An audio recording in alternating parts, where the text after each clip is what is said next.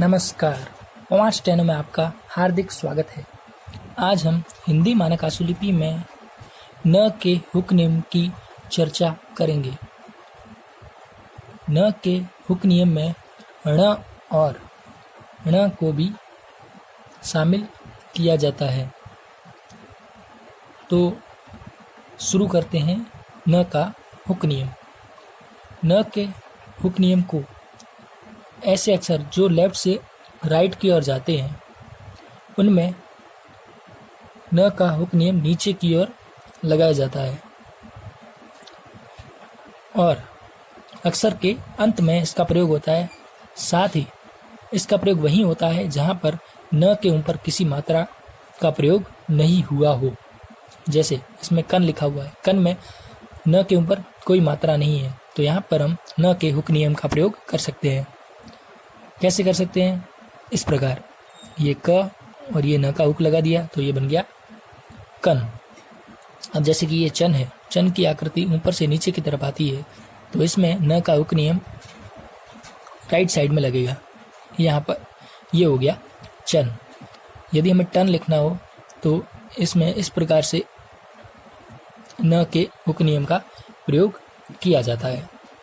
अब अगर हमें पन लिखना हो तो पन में भी हम इसी प्रकार से न के हुक नियम का प्रयोग करेंगे।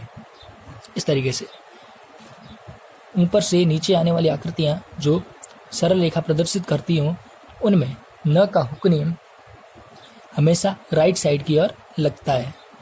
अब जैसे कि हन लिखना हो, हन की आकृति नीचे से ऊपर की ओर जाती है इस तरीके से, तो इधर न का हुक इस तरफ से लगेगा जैसे कि हमने कन में लगाया है।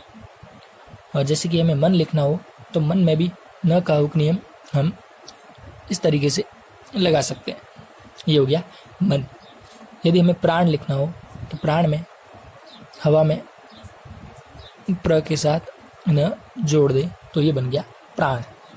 इस प्रकार से हम न का हुक नियम प्रयोग करते हैं। अब अगर हमें लिखना हो बाण, तो बाण के लिए हवा में ब लिखकर उसमें न जोड़ दे तो यह बन जाएगा बाण।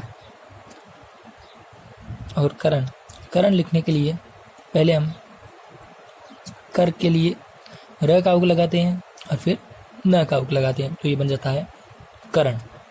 यदि हमें लिखना हो चंचल, तो चंचल हम किस प्रकार लिखेंगे? ये च, ये न का हुक लगा दिया, फिर वापस लिखा च और ये लिखा ल।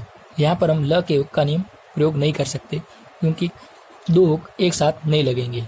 यदि ल का हुक आरंभ में होता तो हम या फिर तो ल का हुक लगा पाते या फिर न का हुक। यहाँ पर केवल हम न का हुक लगा सकते हैं। कांच, कांच में हवा में क लिखकर न का हुक लगाकर ये लिखा च तो ये बन गया कांच। इस प्रकार से हम न के हुक नियम का प्रयोग करके शब्द बना सकते हैं। इसके अलावा आपको एक ध्यान देने लायक बात यह है कि जब भी कोई शब्द जो दो अक्षरों से मिलकर बना हुआ हो वहाँ पर आप कभी भी इस नियम का प्रयोग नहीं करेंगे क्योंकि इस नियम के साथ कई सब चिन्ह भी जुड़े हुए हैं। इसीलिए आपको कभी भी जो शब्द दो अक्षर से मिलकर बने हो उनके साथ कभी भी न के हुक नियम का प्रयोग नहीं करना है। केवल दो से अधिक शब्दों के साथ ही आप न के हुक नियम का प्रयोग करेंगे जिससे कि आपको यह समझने में आसानी होगी। धन्यवाद।